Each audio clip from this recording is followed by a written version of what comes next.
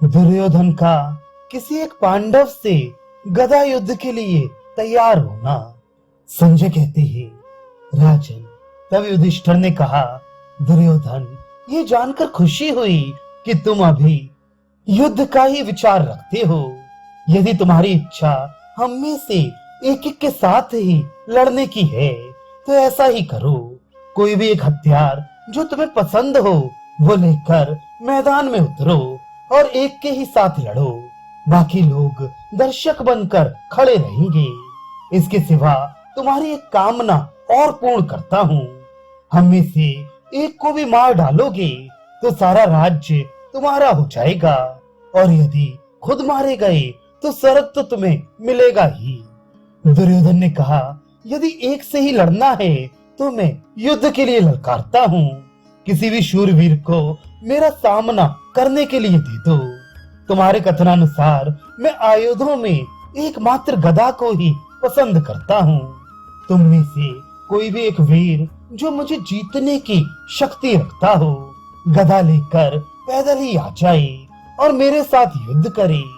युधिष्ठिर, इस गदा से मैं तुमको, तुम्हारे भाइयों को, पांचालों और संजयों को तथा तुम्हारे अन्य सैनिकों को भी परास्त कर सकता हूँ।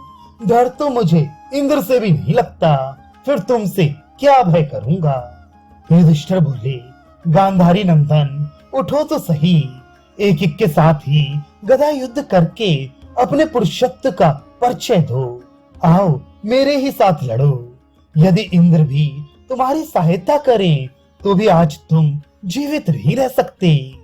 महाराज, युधिष्ठिर के इस कथन को दुर्योधन सह नहीं सका। वह कंधे पर लोहे की गदा रखकर बंधे हुए जल को चीरता हुआ बाहर निकल आया। उस समय सब प्राणियों ने उसे दंडधारी यमराज के समान ही समझा। उसे पानी से बाहर आया देख पांडव तथा पांचाल बहुत प्रसन्न हुए और एक दूसरे के हाथ पर ताली पीटने लगे। दुर्योधन ने इसे अपना उपहास समझा।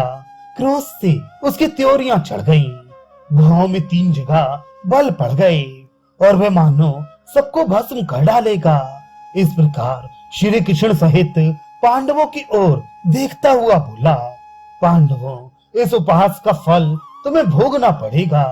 तुम मेरे हाथ से मारे जाकर इन पांचालों के साथ शीघ्र ही यमलोक में पहुंचोगे। यूं कहकर जब वह हाथ में गदा लिए खड़ा हुआ, उस समय पांडव उसे कोप में भरे हुए यमराज के समान मानने लगे। उसने मेघ के समान गरज कर अपनी गदा दिखाते हुए संपूर्ण पांडवों को युद्ध के लिए ललकारा और कहने लगा, युधिष्ठिर, तुम लोग एक एक करके मुझसे युद्ध करने के लिए आते जाओ, क्योंकि एक वीर को एक साथ बहुतों से लड़ाना न्याय की बात नहीं है। अगर सब लोग मेरे साथ लड़ना ही चाहो तो भी मैं तैयार हूँ, परंतु ये काम उचित है या अनुचित ये तो तुम्हें मालूम ही होगा। युधिष्ठिर बोले, दुर्योधन, जिस समय बहुत से महारथियों ने मिलकर अकेले अभिमन्यु को मार डाला था, उस समय तुम्हें ये न्याय अन्याय की बात क्यों नहीं सूझी?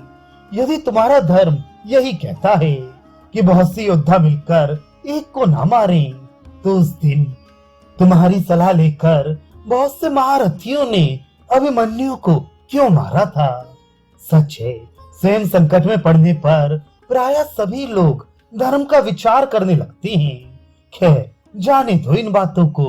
कवच पहनो और शिखा बांध लो तथा और जो आवश्यक सामान तुम्हारे पास ना हो वह मुझसे ले लो। इसके सिवा, जैसा कि पहले कह चुका हूँ, तुम्हें एक वरदान और देता हूँ। तुम 5 पांडवों में से जिसके साथ युद्ध करना चाहो करो। यदि उसको मार डालोगे तो राज्य तुम्हारा ही होगा, और यदि खुद मारे गए तो तुम्हारे लिए स्वर्ग तो है ही।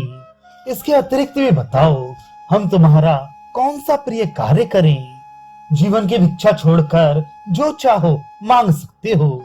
संजय कहते हैं, तदनंतर दुर्योधन ने सोने का कवच और सुनहरा टोप 2 चीजें मांग ली और उन्हें धारण भी कर लिया।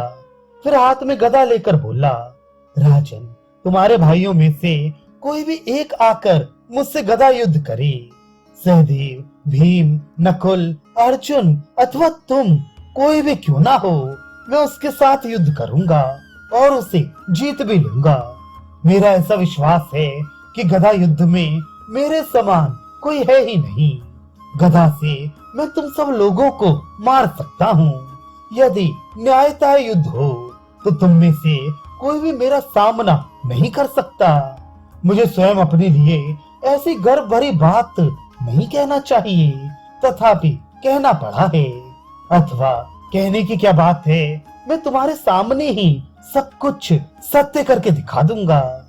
जो मेरे साथ युद्ध करना चाहता हो वे गदा लेकर सामने आ जाए।